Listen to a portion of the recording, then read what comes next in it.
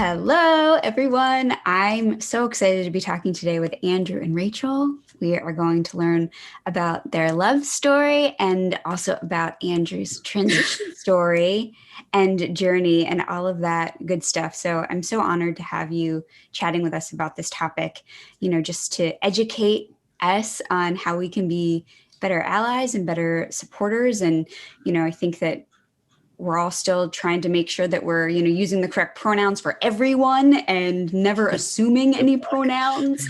I know, we're doing our best, but it's such an important topic. And I thank you for being willing and open to sharing your journey. So where do you want to start? Do we start first? Did you meet first or did you transition first? I transitioned first. You transitioned first. Okay. Awesome. So talk to us about that journey and that story for you. Okay. When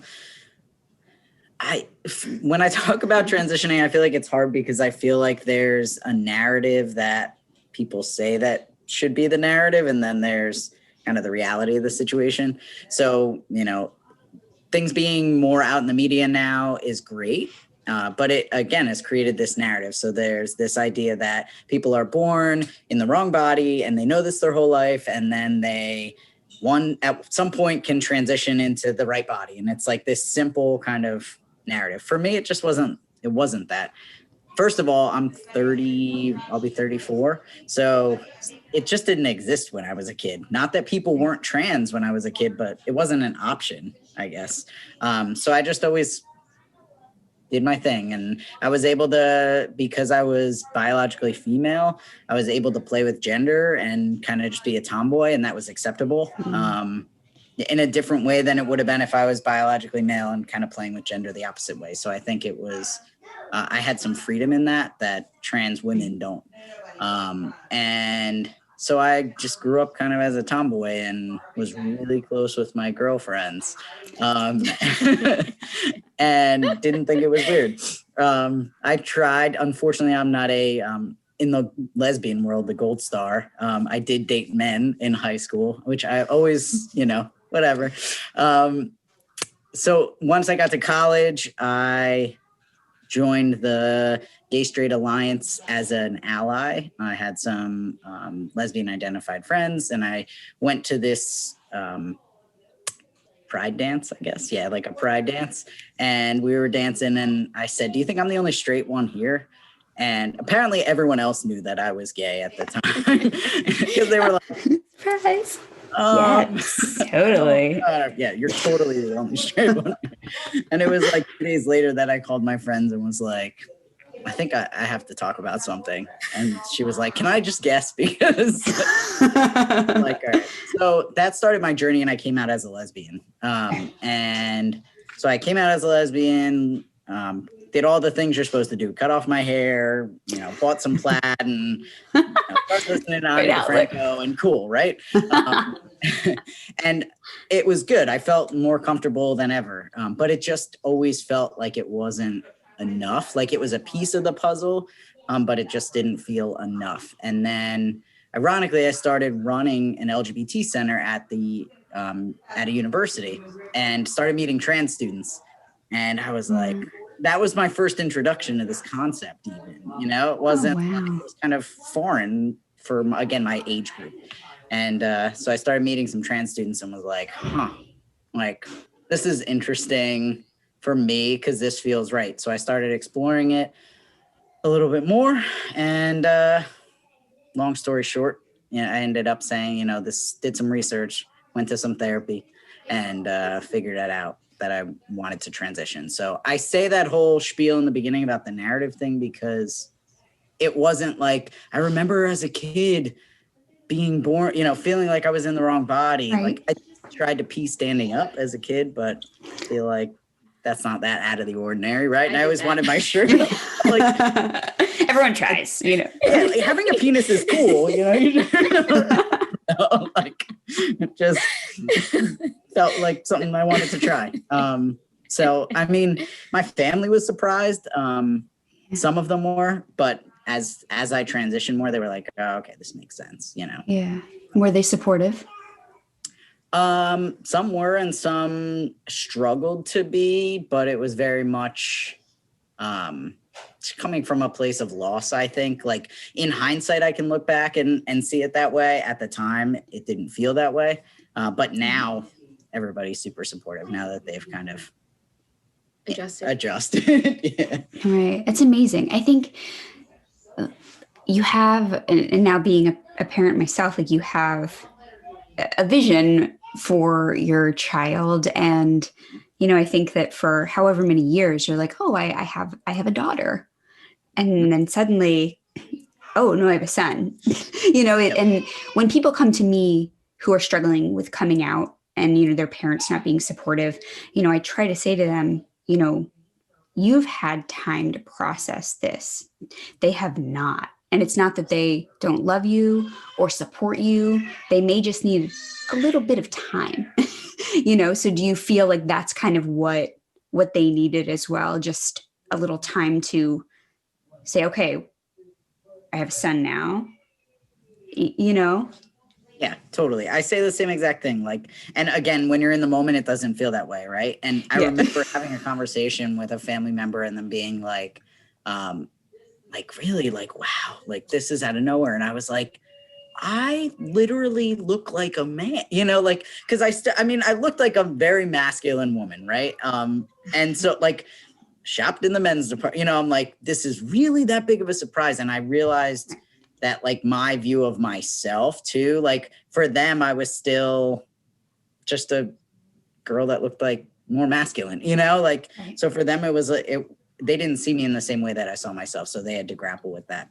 Right. There was also this piece of how are other people going to react?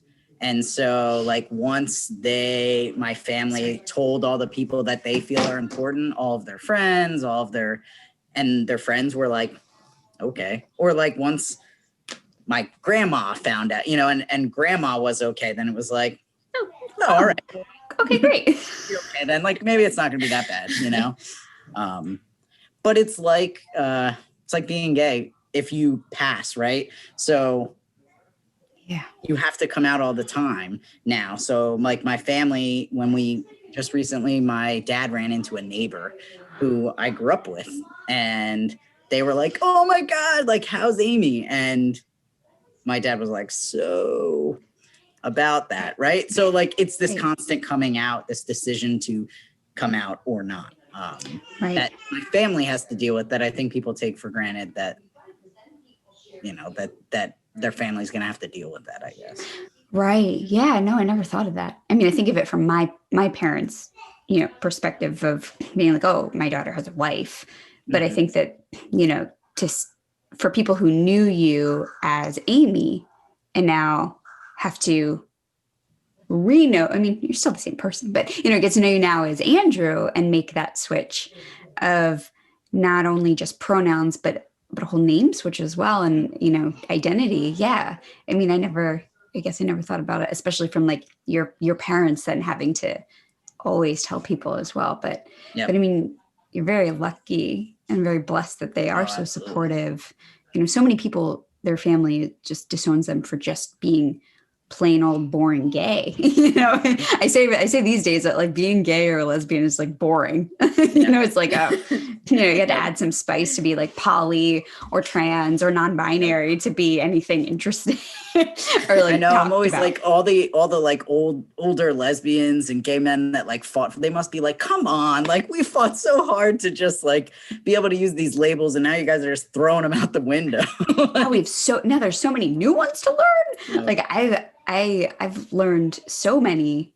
A friend of mine just came out as non-binary, and I didn't realize there were so many terms. And now they identify as transmasculine. Mm-hmm. So I'm having to learn those terms. I was like, oh my, I had no idea. So because of all of these terms now, how do you identify? So as a trans man, like is it a straight trans man? Like can you educate me on that? Rachel and I have conversations about identity all the time, because I don't know that we have an answer to that. Like how do I identify, and how does my identity then impact her? And I remember when we first started dating and she hadn't dated a trans person before, I said like, hey, just so you know, like this is going to impact like your identity. Like you're going to have to deal with this, right? Because you've identified in a certain way. And she's like, no. But like to this day, we're like, I don't know, like what? I don't know. I feel like you just don't have to label it. I feel like there's no label. Like it's like, I love you and that's it. Like I don't feel like I have to say, hey, I'm a lesbian, or hey, like, I don't know. I love him and that's really all that matters. You know? So. I feel like that, I feel like pansexual is becoming much more kind of open and most identify with. Right, just across it encompasses all. Yeah. All sexual identities and orientations and all of that. So Rachel, before you guys met, how did you previously identify, or who did you previously date? Genders? I mean, anyone, were you just mostly like out like as I dated males and not trans men, just like cis men. Cis men. Yeah.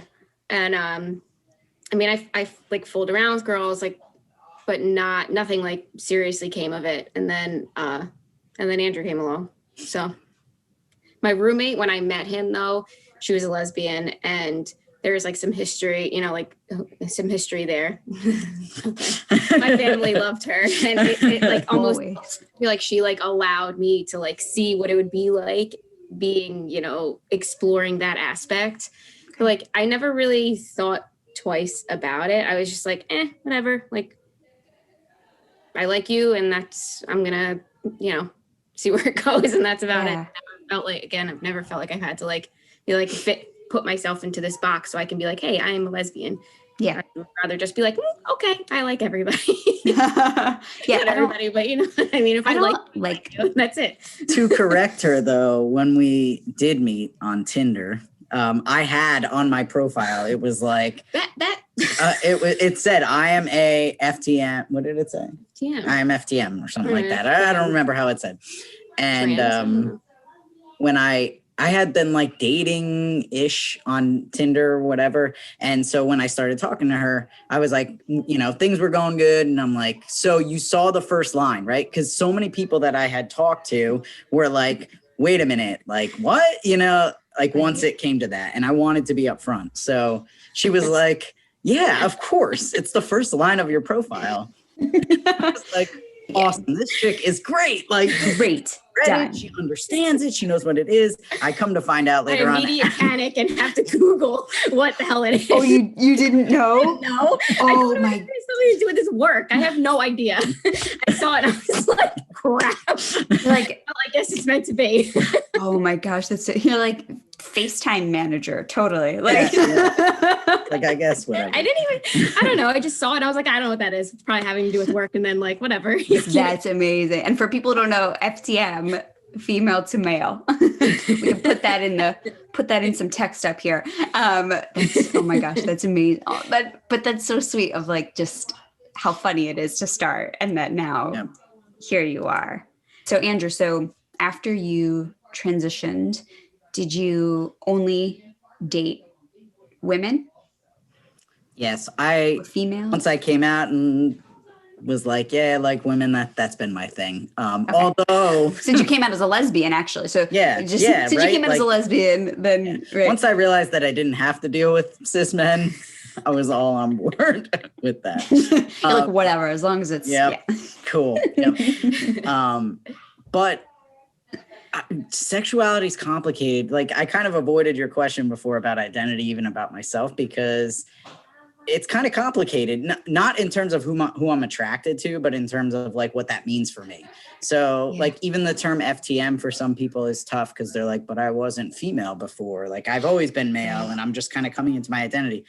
But for me, and maybe it's because I transitioned when I was 25, I think. Okay. So like to be like, this other piece of me didn't exist, right? Like don't use my previous name. Don't like talk about this other piece of me is hard because it's like, but I was socialized as female. I grew up as female. Like that was who I was, or, you know, regardless of like how I look now, I can't Right. erase that piece of me. So when I think about sexual identity, even like I was a good lesbian. Like I talked, right? Like I did everything you do when you're a lesbian, right? And so like I was that community, right? There's like a thing, you know? like that community was important to me. So when I transitioned to say like, well, now I'm a straight guy, Yeah. I don't identify with that community. That was never a piece of me. So Yeah. I think technically I'm a straight guy and we're in a straight relationship, but nothing about us is straight. It's pretty queer. You know? I mean, so, because there's a lot of layers to that. yeah. So if you said you have to place an identity, I would say even like transmasculine, like I prefer transmasculine over trans man, but nobody knows what that means. So, but like transmasculine queer guy, I don't know. Like You're Andrew. You know, that's what that's how I kind of feel with, I mean, society needs a label and a box to be all pretty and neat for them.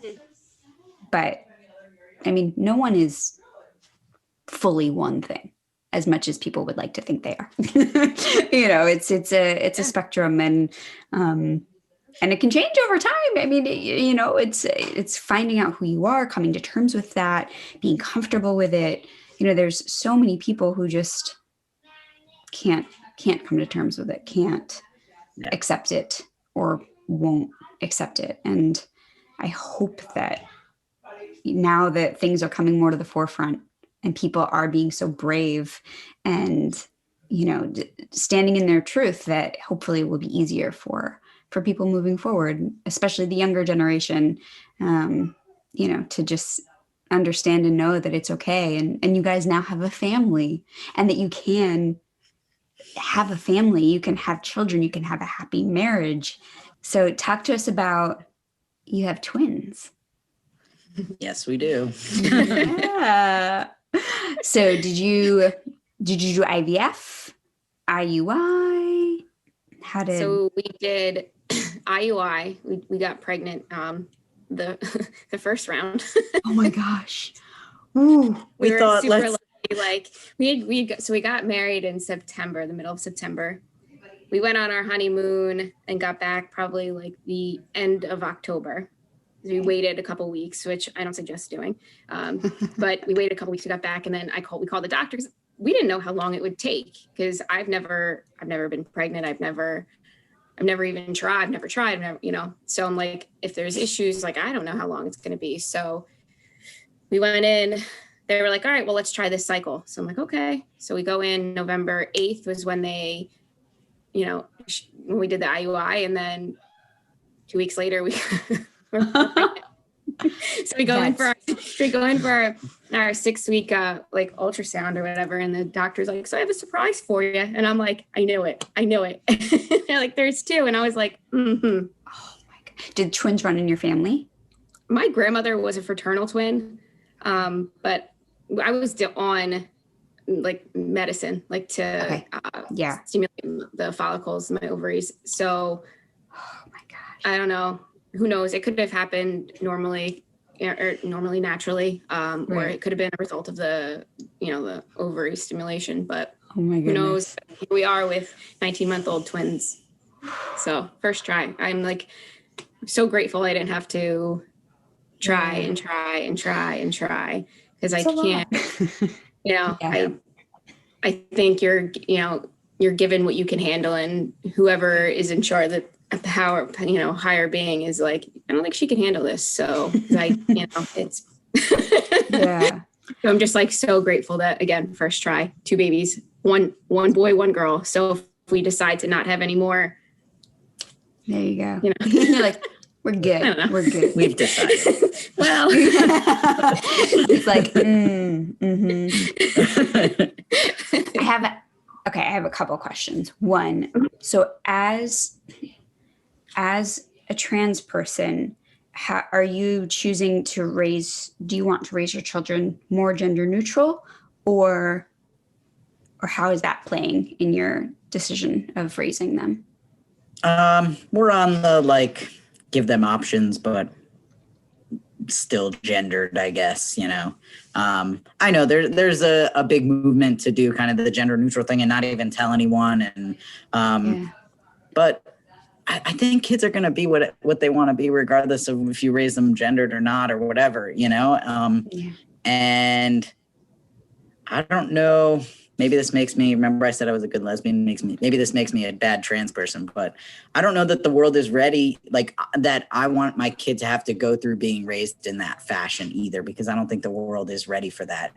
And it takes people pioneering for the world to get ready. So kudos to anyone that is doing that, because it takes a lot of courage and I'm just not there. But for us, you know, we're raising them gendered, I guess, but you know, my son likes to wear tutus around the house more than my daughter, even, because he thinks they're fun. Yeah. and totally. You know, they both love it, by the way.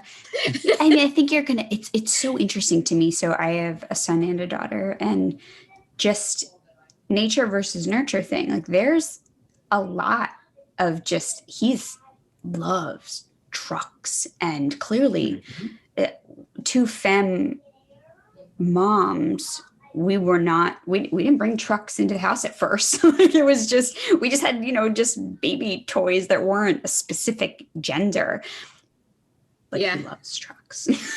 I feel like he's so stereotypical boy, you know, but now my daughter, it's funny that, I mean, all we have are kind of truck and stuff toys, and the girl loves cars. But, you know, it's funny, but like, you know, yes, you can give them a certain thing, but I think they're also going to gravitate towards something as well. I mean, he loves watching princess movies and stuff like that. So like, that's cool too. But yeah, it's interesting to just see just innately what they do gravitate towards.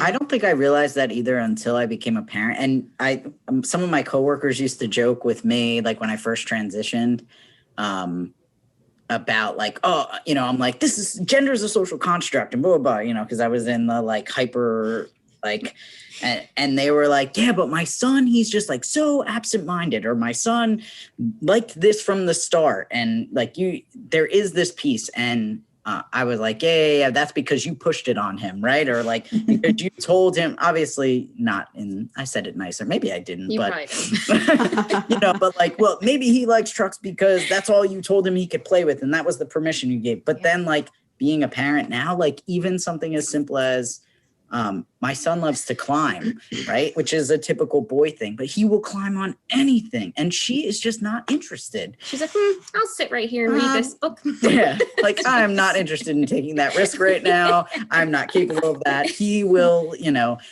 which we didn't encourage it. That's just, I don't know. Yes. It's weird. And I know you had done some work with one of our kids' Diblings. Mm-hmm. And it's interesting being connected to the Dibling families, even seeing similarities, again, nature versus nurture, forget gender, just like the similarities between those kids.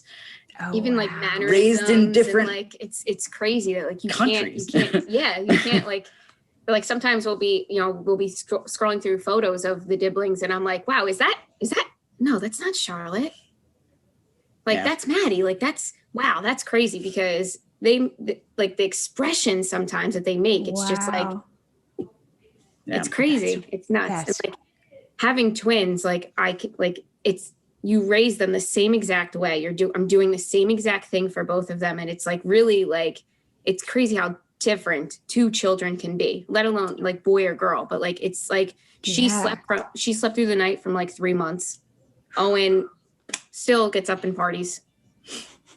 I'm just like, you're like, it's like, I'm like, I was more towards like the nurture aspect of it. And I'm like, you can kind of like nurture your kid to be whatever they want or whatever, you know, you can kind of like, you know, push them into the direction you want them to. No, I really don't think that anymore. I'm like, this kid is going to be, that's it. There's nothing I can do about it.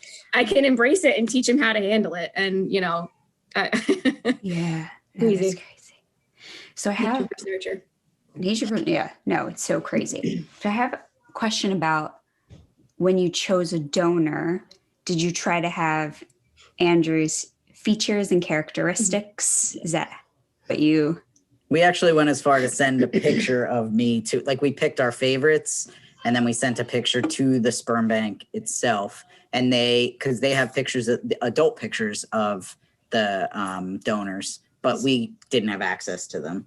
So we sent an adult picture of me to them, and they matched with the adult pictures of the donors and said, like, okay, yeah, like this one matches the most, and this one's second. You have this person's eyes, so so that. Oh, that's so cool. That's amazing that they did that, and you could kind of, make one of our not to change the subject, but one of our qualifications for a donor was to for an open donor. So that way, when the kids turn 18, if they want to, they'll be given his information. And we wanted somebody that would be open to that, because I feel like it's just like this, like innate desire to find out where you're from, to where like not that they would be questioning like if they're loved and who their parents are or whatnot, but like there's just this like innate, like, where am I from? Like, what is my family history? And my father is adopted. So for them, they don't know my dad's part of the family. And then they also they don't really know the donor's side, because they fill out the paperwork, but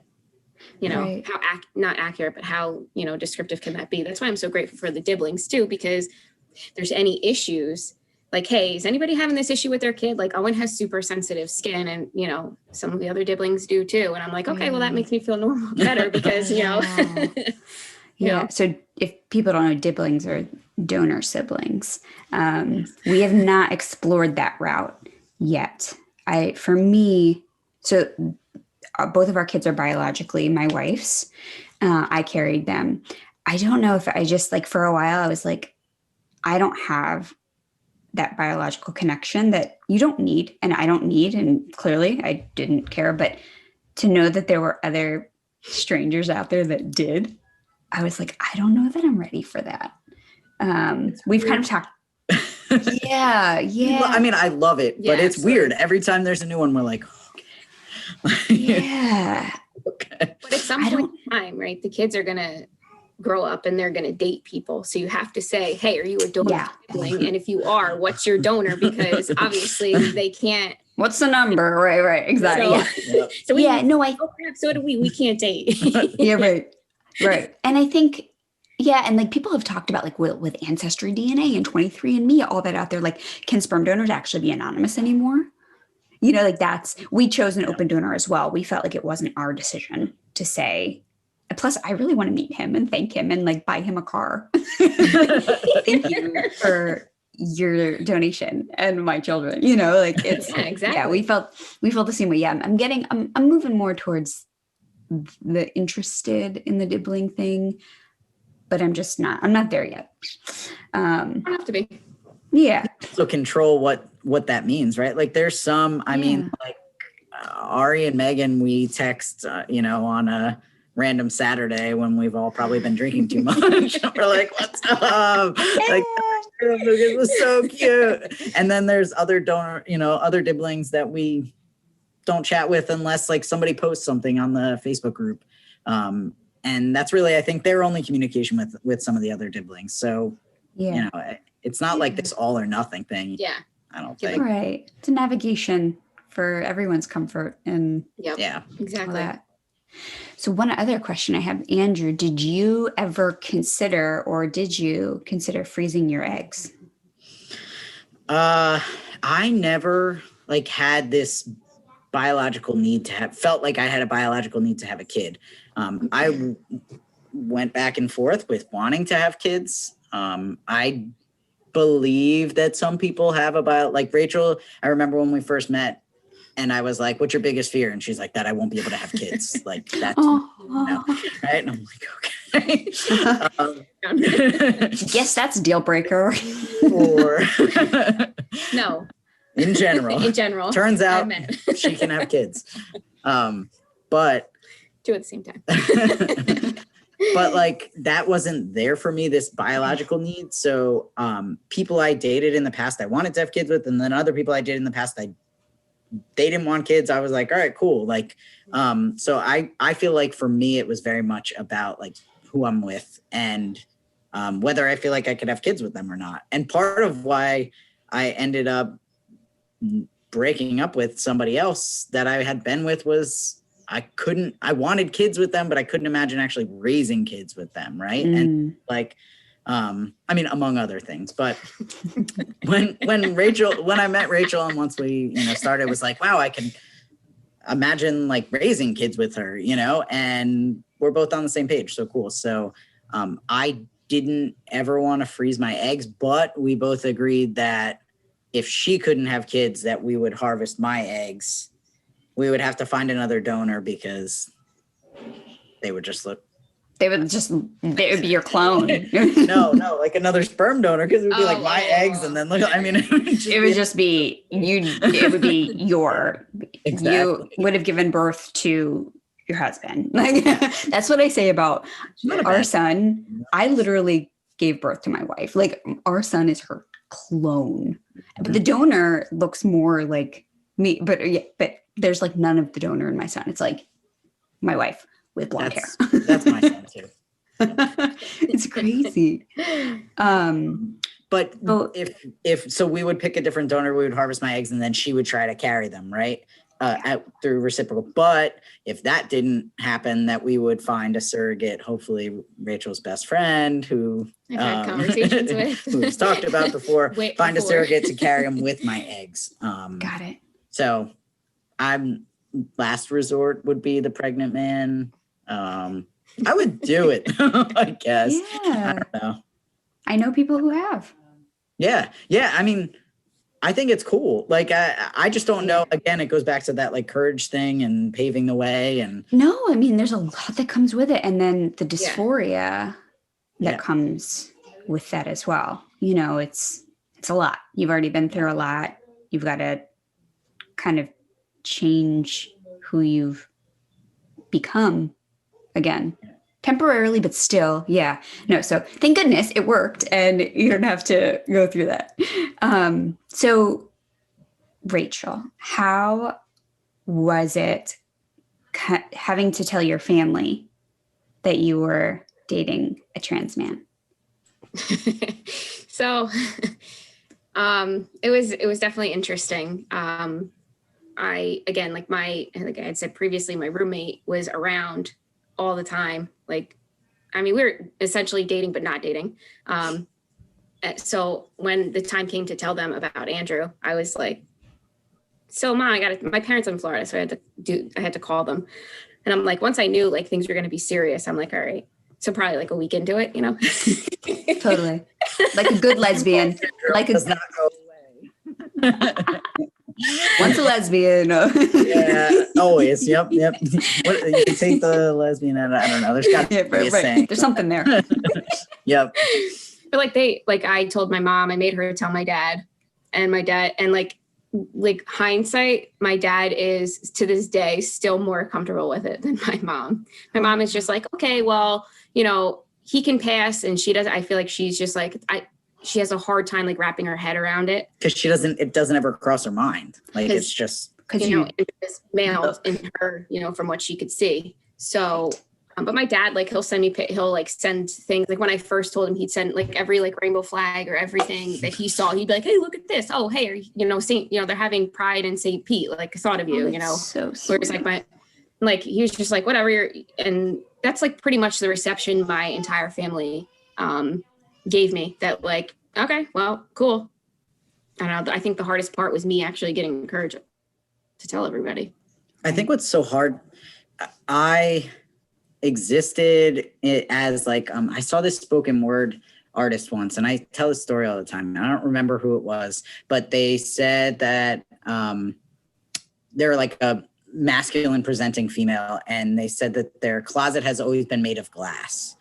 So they never had to come out because people always just saw that they were like, they assumed, right? And so they were talking about, it's Ivan Quixote, I think it is. And they were talking about how the spoken word was to all the like fabulous femmes out there who have to come out all the time. And they were saying, and like how hard that is, and that they didn't have to deal with that because their closet was always made of glass. And I feel like that was my experience before. And I'm bringing this up relevant to your story because I when we do come out, whether it's to family or friends or neighbors or whoever, it's like, well, why do you even have to tell us? Like, it's irrelevant, you know? But if we don't tell them, they don't know. And then it becomes this like inauthenticity that like, right. So I think even for a lot of family members or friends, once when Rachel told them, it was like, okay, like, but that doesn't matter. Like, it's not relevant, you know, but it is. It became relevant when we had kids. It becomes relevant when we go to places and we have to use the bathroom and I have to be like, they're like, what's Andrew doing? Like, well, there's not a stall open. He's, you know, and to not have to navigate, like, he has to poop. So, you know, even though I have to pee. So I think like, maybe I'm speaking for you, but it was like, I need to tell people because I don't want it to be that they don't know, but. Before we had kids, like, I need to tell people because I want to be genuine with them. I want to be authentic. And that's just from, you know, that's just who I am.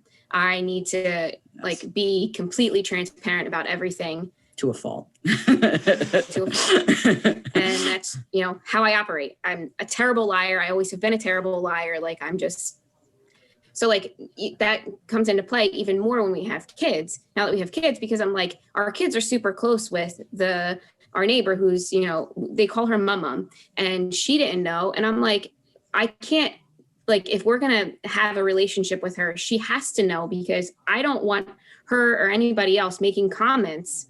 Like if somebody says, oh, my daddy has a vagina, like that's crazy, kid. Like, you know, I don't want my kids to have to bear that burden. So I'm like, we have to tell people. And that's where when it becomes like, when it becomes relevant, you have to tell them, because again, I don't want my kids to have to worry and have to explain and be like, but mommy, they said this, like, well, they don't know. Right. You know, and I feel like that's the burden that, you know, Andrew and I have to carry. It shouldn't be on my kids, even though essentially it probably will be at some point in time. Right. But, you know, and we're going to be as transparent with them as we can be, you know, age appropriate, obviously. But like, we're never, like, it's never like, and like part of it is like, how do you do that with, you know, without creating shame about it too? You know, like, how do you say, like, we don't talk about our private parts, you know, about what private parts people have, like, without being like, without having the child feel like, well, I can't talk about that. So, you know, it must not something must be funny about it. It's such a different navigation when you have kids. And I mean, we've been thinking recently about telling him about a donor, you know, because Parker started to ask, because, you know, I was pregnant, like, how did the baby get in there? How did the baby come out? You know, and he's 4, so it's not really like, you know, need to go into much detail or anything like that. But, you know, that age will come sooner than later. And then also having to explain Diblings and, hey, guess what? You've got, you know, like that. I was like, when I was talking to somebody about this the other day, and I was like, oh my God, I'm not ready for that conversation. I don't know how to, It's like, there's so many different layers to being an LGBTQ plus parent that people don't think about, and then I didn't even think about until like 2 weeks ago. You know, just until you're like, crap. There's this whole concept of privilege is so interesting, because there's privilege in being able to pass, right, and decide, well, am I going to tell them or am I not? Or like, you know, you can maybe walk down the street with your son and everyone's like, oh, look, dad must be doing this, right? And there's privilege in that. Sorry.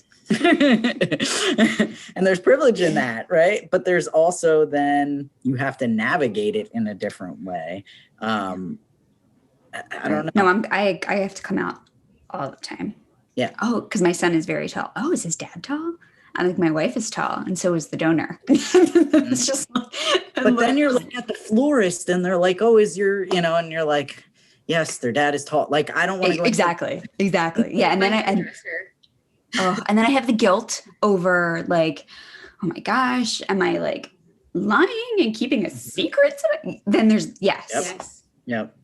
It's exhausting sometimes, though, you know. But definitely can be, right. It's exhausting when you're trans too and you pass and people don't know, because similar, like I remember when I ran the LGBT center, I'd be like, try to go through your day and not talk about your partner. Like when it comes to being gay, right? Like try to not talk about like who you're interested in, not use gendered terms. And you realize like how much is gendered. And when you transition and people assume, so I always use the example of I played softball. And so when conversations are coming up and people are like, oh, in high school, blah, blah, blah, I'm like, crap, like, do they know? Because if they don't, I have to say baseball. I can't say softball because that's weird, right? And that's just like one example, but it's exhausting when people don't know. So it's like less exhausting for people to just know and deal with what the ramifications are of that than for people to not know. Right. So many good nuggets here, guys. Well, this was amazing. Thank you for sharing all of this. And do you have any tips or any words of wisdom for those who may be kind of struggling with coming out as trans or just kind of navigating that path for them?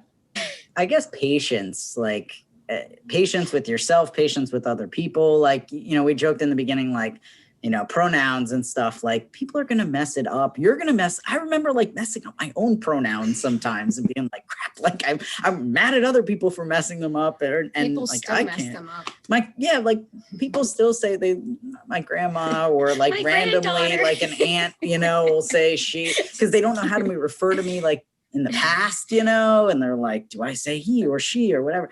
Like, just patience, and just as you would with anything else, you know. And it's tough because you want to be here and you want everyone else to be here. But like you said, you had a lot of time. I had a lot of time to work through it before I told other people.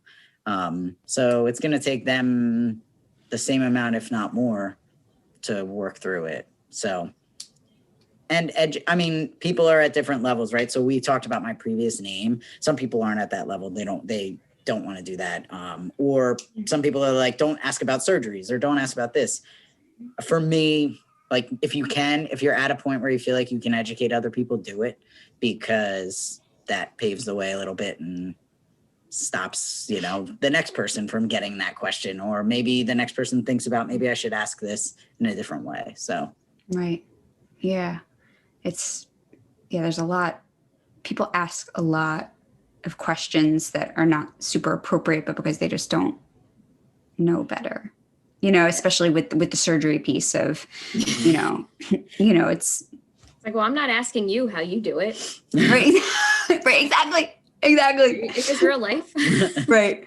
My favorite part was when people with the twins, like not knowing that he is trans, people would be like, well, are they natural? And I'm like, well, I'm carrying them in my body. So yeah, I don't think that they're artificial. She used to say, well, yeah, AI, right? Artificially inseminated, artificial intelligence thing, you know. Fertility in general, people like talk about, forget the LGBT piece. Like people feel free to like ask questions about that, even that are like, whoa, I don't know. And again, it's one of those, like, I guess there's an education piece to it. So, you know, being open, there's power in that. But as soon as you say like, oh no, like even, you know, with the twins, it was like an automatic question, but like, oh no, we used IVF. It's like, really, how'd you do it? And did you carry or did they carry? And how did this, and what, was it an egg? You know, it's like all these questions then about all that stuff. So. Yeah.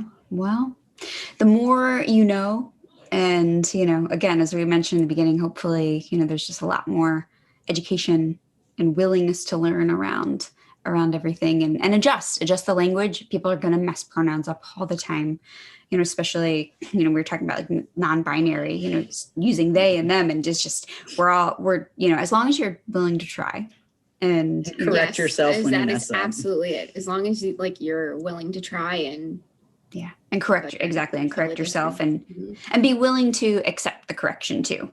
You know, from someone. I think that's the biggest piece. But thank you. You know, I'm so honored to have heard your story, and, you know, that, you know, just as an example of being able to, again, have a beautiful family and have children and live a happy life as you are, regardless of your identity or orientation or anything like that. So Thank you both so much. Thank you. Thank you for allowing us to share our story. Oh my And gosh, of hopefully course. encourage some people. Yes, definitely. All right. Well, that's what we've got, everyone.